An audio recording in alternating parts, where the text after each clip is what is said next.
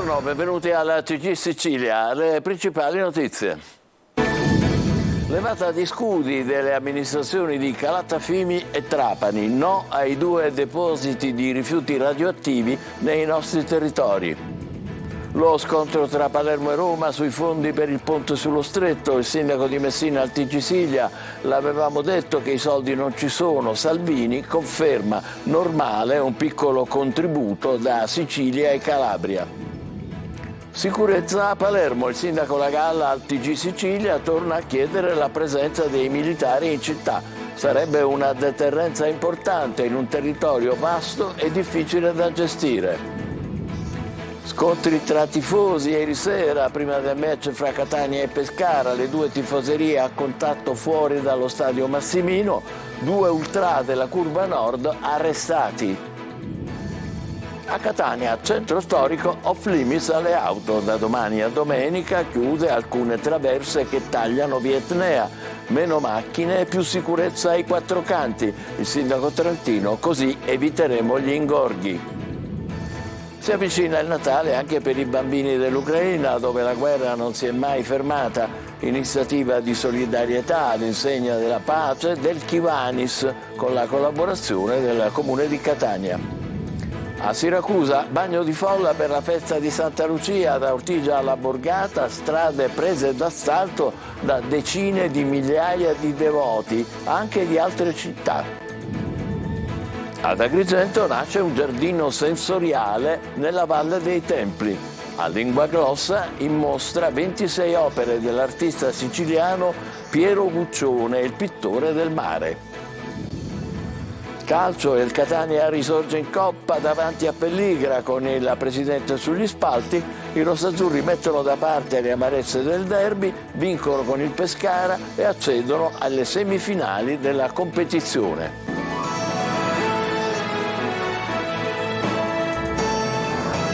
Bentrovati, protesta delle amministrazioni di Calatafimi e Trapani, no ai 2 depositi di rifiuti radioattivi nei nostri territori. Vediamo.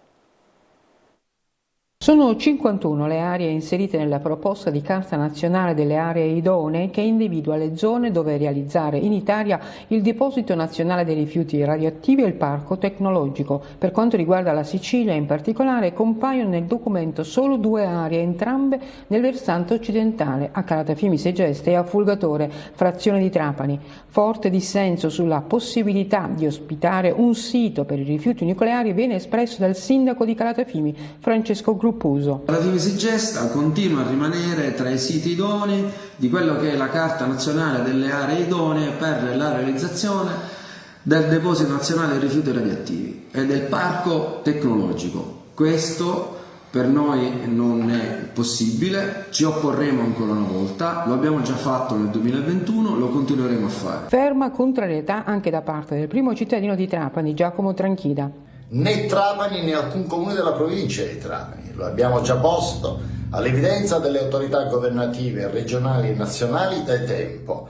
Oggi lo ribadiamo, non siamo interessati a alcuna candidatura e a visioni naviganti. Ci opporremo a qualsiasi eventuale iniziativa che secondo me, speriamo non abbia mai a verificarsi, autoritativa da parte di soggetti terzi. Entrambi i sindaci annunciano una strenua battaglia per sventare questo attacco al territorio, consapevoli, dicono, di rappresentare gli interessi dei loro cittadini e di tutta la provincia di Trapani. Nelle 51 aree idonee in Italia e quindi nelle 2 aree di Calatafimi e Fulgatore saranno stoccati 78.000 metri cubi di rifiuti radioattivi a bassa e media intensità e parcheggiati temporaneamente 17.000 ad alta intensità provenienti dalle 4 ex centrali e da altri impianti della filiera dell'atomo. L'obiettivo è quello di permettere lo stoccaggio in via definitiva dei rifiuti radioattivi di bassa e media attività. Lo scontro tra Palermo e Roma sui fondi per il ponte sullo stretto. Il sindaco di Messina Basile al TG Sicilia, l'avevamo detto che i soldi non ci sono. La prima cittadina di Villa San Giovanni Caminiti, viviamo nell'incertezza da mezzo secolo. Salvini conferma normale un contributo da Calabria e Sicilia. Francesco Triolo.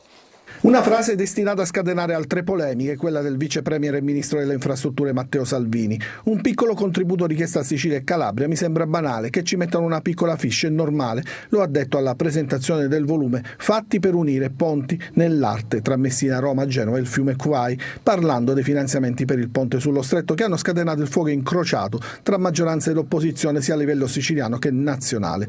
Le grandi opere, ha aggiunto Salvini, le fai perché sei convinto che portino sviluppo. Non ho nessuna voglia di fare polemica, ha aggiunto, sottolineando che è il ponte degli italiani che non solo unisce Villa San Giovanni con Messina, ma è un corridoio che unisce l'Europa ed è un ponte che la stessa Europa ci chiede da decenni. A breve è annunciato un incontro tra Salvini e Schifani proprio sui finanziamenti, ma intanto sui territori la decisione del governo di tagliare i fondi di sviluppo e coesione hanno creato qualche timore e ad esprimerli sono i sindaci di Messina e Villa San Giovanni. Ma io in tempi non sospetti ho avuto modo di dire, al di là della realizzazione dell'opera sulla quale siamo sempre stati favorevoli, che il problema vero era poi la copertura finanziaria. Io sono un uomo dei conti e quelli dei numeri sono elementi fondamentali e importanti. Certo, quello che sto sentendo non mi fa stare sereno da un punto di vista politico, perché le risorse della Regione sono risorse che poi servono a tutte le province diciamo della Regione stessa. Noi lo avevamo detto però quando uscì la notizia 2 mesi fa, noi avevamo detto prendono fondi che sono destinati alle nostre strade, alle nostre scuole, ai nostri ospedali per realizzare quella insomma che prospettano come grande opera. Abbiamo anche parlato col Presidente Occhiuto, il quale ci ha rassicurato, infatti la posizione di Schifani e di Occhiuto ieri dimostra che i territori vogliono poter spendere le risorse che sono diciamo socialmente utili. C'è una dichiarazione di poco fa del Presidente della Regione Schifani a Sky TG24, ricorda che oltre al miliardo che la Sicilia ha già concordato sono stati prelevati da autorità, dice Schifani, dal governo nazionale un importo addirittura maggiore di 300 milioni di euro. Mi auguro, aggiunge il Presidente della Regione, che questo fatto non si ripeta perché si aprirebbe un conflitto istituzionale che nessuno vuole, così Schifani. Problema sicurezza nella città di Palermo. Il sindaco del capoluogo, La Galla, ribadisce che l'esercito potrebbe essere un deterrente per fronteggiare la mala movida. Marco Gullà. I colpi di pistola sparati in aria durante una rissa in via La Lumia hanno nuovamente acceso i riflettori su quella che è un'emergenza, la sicurezza nella città di Palermo. Residenti e commercianti insorgono e chiedono maggiore attenzione da parte delle istituzioni. Il sindaco Roberto La Galla già nei giorni scorsi aveva affrontato il tema e in un incontro con gli albergatori aveva fatto intendere che in determinate zone di Palermo occorre la presenza forte dell'esercito. La copertura di un territorio articolato, esteso, è difficile e conseguentemente è ovvio che tutti dobbiamo collaborare in questa direzione. È ovvio che le forze in campo potrebbero e dovrebbero essere integrate. In questo evidentemente l'apporto dell'esercito, che per ora è stato disposto solo per l'area della stazione ferroviaria, potrebbe essere, come è stato nel passato, uno strumento di deterrenza importante. Il primo cittadino palermitano lo ha anche chiesto al governo nazionale, che però ha risposto sostenendo che Palermo non è la città italiana che ha più bisogno di questo provvedimento, perché nelle medie nazionali la microdelinquenza è molto inferiore rispetto a quella di altre città metropolitane. Non dobbiamo parlare di emergenze confondendo i fatti con i fenomeni.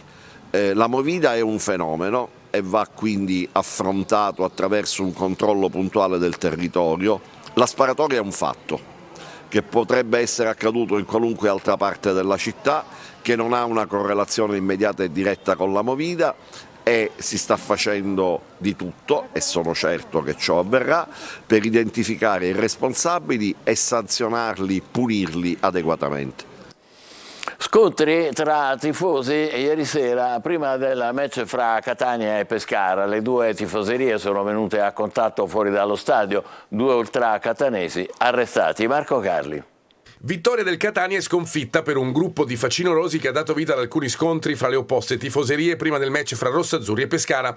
Alla fine 2 persone sono state arrestate in flagranza di reato. Si tratta di 2 ultra della Curva Nord. I fatti si sono svolti vicino a Viala, a poca distanza dallo stadio Massimino. Una decina di ultra rossazzurri ha atteso il passaggio del bus dei supporter pescaresi e i 2 gruppi sono venuti a contatto, dando vita a momenti di tensione con lancio di fumogeni e bombe carta. Immediato l'intervento della Digos e degli agenti della polizia che hanno separato le 2 tifoserie. Alcuni degli agenti però sono stati colpiti e hanno riportato delle ferite. Queste le immagini del pullman della MTS assaltato con evidenti danneggiamenti alla carrozzeria, alle vetrate, ma anche all'interno. Lo stesso pullman che poi ha completato la sua corsa portando i pescaresi allo stadio, dove sono entrati a primo tempo già abbondantemente iniziato. Permettiamoci il lusso di non usare l'auto, è lo slogan dell'amministrazione comunale di Catania che limita il centro storico alle macchine. Meno automobili e più sicurezza ai 4 canti. Il sindaco trentino dice sotto il Natale è l'unico modo per evitare gli ingorghi. Tonino De Mana. La grande mole di traffico che c'è stata qui ai 4 canti ha visto anche protagonista il sindaco costretto a fare, tra virgolette, il vigile urbano. Da lì la decisione di porre un freno all'invasione di auto e quindi la chiusura per venerdì, sabato e domenica dei 4 canti e di alcune zone di Piazza Sesicoro. Permettiamoci il lusso di fare a meno dell'auto. Non è uno slogan ma una presa d'atto dell'amministrazione comunale di Catania per fronteggiare l'emergenza traffico che nel periodo natalizio diventa infernale ed insostenibile. Da domani a domenica centro storico off limits con la chiusura alle auto di alcune traverse che si intersecano con la centralissima via Etnea, salotto buono di una città che sembra avere una luce diversa rispetto al torpore del passato. Saranno chiusi gli accessi a Piazza Sesicoro e le aree saranno presidiate dalle forze dell'ordine. Questo ci ha indotto ad agire, ad assumere delle iniziative per evitare gli ingorghi che inevitabilmente si formeranno agli incroci, perché questa marea umana chiaramente condizionerà i flussi veicolari. In molti approvano la scelta del sindaco trentino. Sposiamo a pieno titolo che questo centro deve essere regolato e chiuso. Bisogna prendere i mezzi pubblici per evitare tutto questo smog e quindi respirare un po' l'aria più pulita. Direi che è una scelta giusta. Qualcuno approva ma con riserva. Io penso che il sindaco può chiudere il centro storico, Piazza Castellursino, i 4 canti, ma deve dare un'alternativa però. Dove parcheggiano le persone che vengono dalle colline? È anche importante utilizzare i mezzi pubblici. Sì, è importante, se funzionerebbero. Auto da lasciare in garage per sfruttare i mezzi pubblici. Per l'occasione la metropolitana rimarrà aperta fino a mezzanotte, mentre per Capodanno sarà attiva fino alle 2:30 del mattino. Per gli irriducibili dell'auto, la MTS garantirà anche la sera l'utilizzo del parcheggio cosiddetto del Pino in via Ventimiglia e quello di via Sturzo al prezzo di €1. La via Plebiscito potrà essere utilizzata come circonvolazione interna, ma si consiglia anche di sfruttare i parcheggi scambiatori di Nesima, Milo e dei 2 obelischi. Si avvicina il Natale anche per le popolazioni dell'Ucraina, dove la guerra non si è mai fermata. Per mantenere alta l'attenzione su una emergenza umanitaria che coinvolge milioni di famiglie e di bambini, il Kiwanis Club, con la collaborazione del Comune di Catania, ha organizzato un'iniziativa di solidarietà all'insegna della pace. Eva Spampinato. Bambini che intona canti di Natale. Può sembrare la più classica delle rappresentazioni delle festività, ma se si pensa che ad ascoltarli dal vivo, oltre che un'aula comunale gremita di gente, c'erano anche dei loro coetanei in collegamento dall'Ucraina, il brano inglese Principe della Pace assume tutto un altro contenuto. Parole di pace e fratellanza che partono da Catania e arrivano in Ucraina grazie al Kiwanis Club di Catania Est e di Oradea, che svolge attività di assistenza ai bambini profughi e delle scuole ucraine in guerra vicine al confine con la Romania, per far sentire loro che la solidarietà tra popoli esiste. Il Kiwanis ha realizzato sin dal momento dello scoppio della guerra un programma di assistenza a distanza con raccolta fondi del nostro Children's Fund, che ha raccolto fondi in tutta Europa per poter permettere di far arrivare degli aiuti direttamente alla popolazione ucraina attraverso i nostri club in Romania, che sono vicini al border, al confine ucraino. Il progetto promosso dalla Presidenza del Consiglio Comunale di Catania e dal Kivanis ha coinvolto gli alunni degli istituti comprensivi Calvino di Catania e Rodari Nosengo di Gravina di Catania. Hanno fatto un concorso interno alle due scuole catanesi, sono stati selezionati 2 disegni che verranno spediti unitamente a tutte le letterine di auguri. Poste Italiane ha effettuato l'annullo filatelico dedicato all'evento. La Guardia di Finanza di Catania ha scoperto quasi 2 milioni di euro di proventi illeciti di un'attività di usura e truffa. Il presunto truffatore e 3 usurai dovranno versare poco meno di 800.000 euro di tasse evase. Non possiamo rincorrere le emergenze, la Regione ci aiuti, è il grido d'allarme del SIFUS, il sindacato dei forestali, che denuncia la grave situazione economica dei braccianti agricoli siciliani. Tonino De Manna. Cambiamenti climatici, politica miope e non possiamo permetterci di rincorrere le emergenze. È il grido d'allarme del Sifus Confali che chiede a gran voce alla Regione il riconoscimento di un bonus per i braccianti agricoli che stanno perdendo le giornate lavorative anche a causa della carenza di irrigazione. Un contesto drammatico con le aziende agricole, è stato detto in conferenza stampa, che stanno facendo i conti con l'inefficienza dei consorzi di bonifica. Sul tavolo quel che resta delle arance. Simboleggiano il danno che hanno subito le nostre aziende agrumicole. Le arance, come potete vedere, sono di un diametro che è notevolmente inferiore a quello che hanno conosciuto le nostre tavole, almeno del 30-40% in meno. Significa che queste arance non potranno essere vendute nei mercati, ma nella migliore delle ipotesi nell'industria di trasformazione.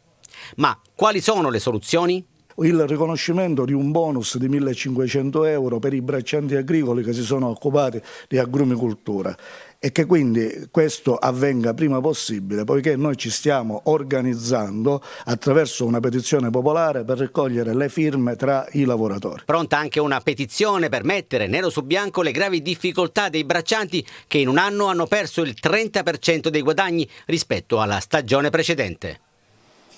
Bagno di folla a Siracusa per la festa di Santa Lucia. Da Ortigia alla Borgata, strade prese d'assalto da decine di migliaia di devoti, non solo siracusani, tutti uniti dalla Santa Patrona. L'arcivescovo Lomanto: chi usa violenza commette violenza verso Dio. Francesco Aloi. Le campane suonano a festa, Piazza Duomo è stracolma di devoti. Sono tutti qui per Santa Lucia. Dal balcone l'omelia dell'arcivescovo che tocca anche la piaga della violenza. In ogni donna umiliata e aggredita viene offesa la dignità di ciascuno di noi. La devozione, ma anche la bella serata hanno portato in strada decine e decine di migliaia di devoti. La sento molto forte questa devozione. 40 anni che faccio io la processione. Grazie ricevuta. Mi ha fatto 2 grazie ricevute. I tempi della processione li dette il campanellaio, scelto tra i membri dell'associazione Santa Lucia tra i falegnami. Siamo in Corso Umberto e c'è davvero un bagno di folla. Viva Santa Lucia! Anche i bambini urlano Viva Santa Lucia. I bambini sono una ventina.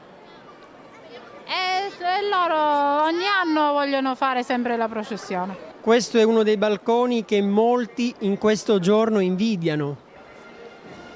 Sì, effettivamente è un dono. Tanti i turisti a Siracusa per Lucia. Lui arriva dagli Stati Uniti. Anche a Siracusa di New York c'è una grande chiesa di Santa Lucia. Dal Duomo alla Borgata è un fiume di gente. Qui Santa Lucia resterà per una settimana, poi la processione dell'8ª.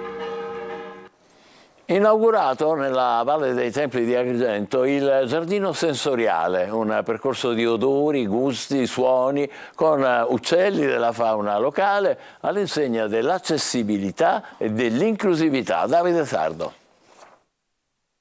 Coinvolge tutti e 5 sensi, vista, olfatto, tatto, gusto e udito. Il percorso esperienziale nato all'interno del Parco Archeologico della Valle dei Templi di Agrigento, un giardino sensoriale caratterizzato dalla presenza di piante tipiche della flora mediterranea, acque e uccelli della fauna locale, per un'esperienza fatta di suoni, profumi e consistenze fruibili da tutti. L'idea di questo giardino sensoriale nasce dal fatto che abbiamo cercato di rendere universalmente accessibile ciò che sono le peculiarità storiche dei 7 siti UNESCO siciliani.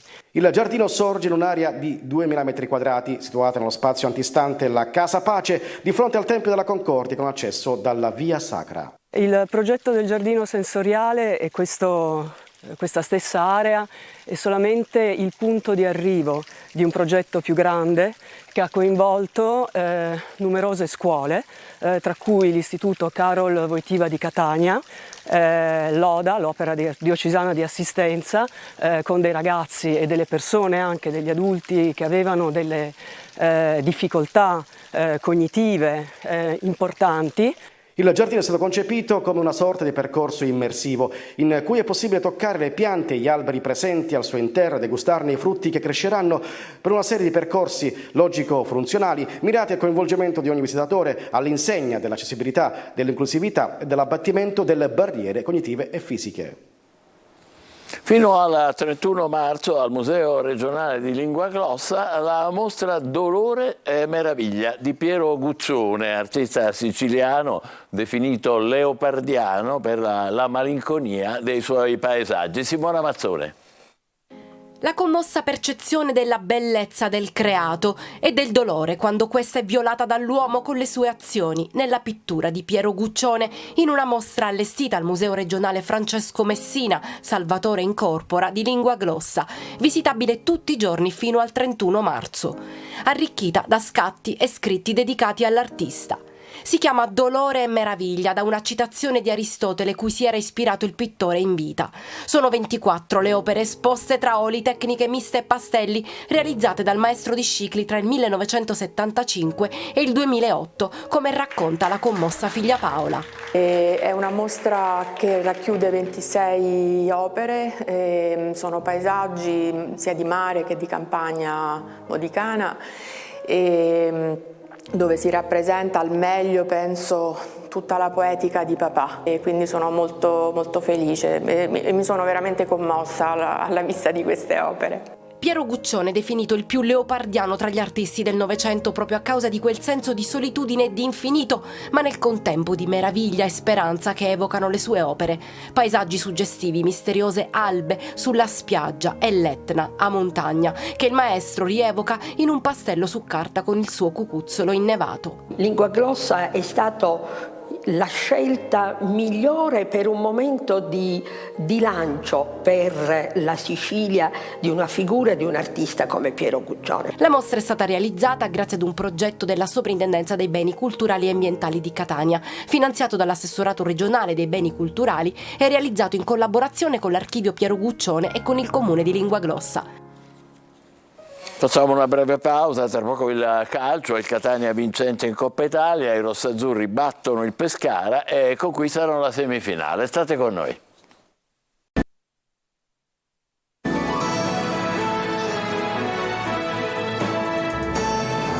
Riprendiamo con il calcio, il Catania vince con il Pescara e accede alle semifinali di Coppa Italia, un trofeo da inseguire e una scocciatoia per i play-off. Ottimo secondo tempo della squadra di Lucarelli, in rete Castellini e Zammarini. Marco Carli. Davanti a Pelligra il Catania si rifà dopo la sconfitta del derby. Dal secondo tempo senza anima di Messina a quello di cuore e qualità col Pescara in Coppa, nonostante le assenze, soprattutto davanti. Ora troverà in semifinale una fra Lucchese, Padova o Rimini. La prossima settimana il sorteggio. Chi vincerà andrà direttamente alla fase nazionale dei play-off. Avevamo necessità di riconfermarci come ci siamo riconfermati in 4 partite e mezzo, cioè quelle fino al primo tempo di Messina e oggi abbiamo ripreso il cammino. Il Pescara in avvio si fa preferire, giunge al tiro con Accornero, conclusione dal limite di destro e palla sulla traversa. I rossazzurri crescono a fine primo tempo e come detto cambiano completamente marcia nella ripresa. Quaini imbecca bene Chiarella che si presenta tu per tu con Plizzari e manda la sfera sul palo. Sulla ribattuta ci prova Chiricò, ma è bravo il portiere. È il prologo del gol, angolo di Chiricò e poi 3 colpi di testa consecutivi, prima Rapisarda, poi Lorenzini e infine la conclusione vincente di Castellini. Nel finale, con gli abruzzesi in 10 per l'infortunio di Pellacani, a cambi già esauriti, ecco il raddoppio di Zammarini dopo una bella giocata di Zanellato. Pelligra a fine partita è contento e già parla di futuro e di mercato. Noi questi 3-4 mesi è stato un po' difficile perché la Serie C è difficile, ma però come a Catania noi stiamo facendo questi cambi e diventare più forti. Questi giorni, mentre che sono qua, facciamo le decisioni per quello da fare. Vedrà anche la partita col Sorrento. Sì, grazie. CG Sicilia si ferma qui, appuntamento alle 20, grazie e buon pomeriggio.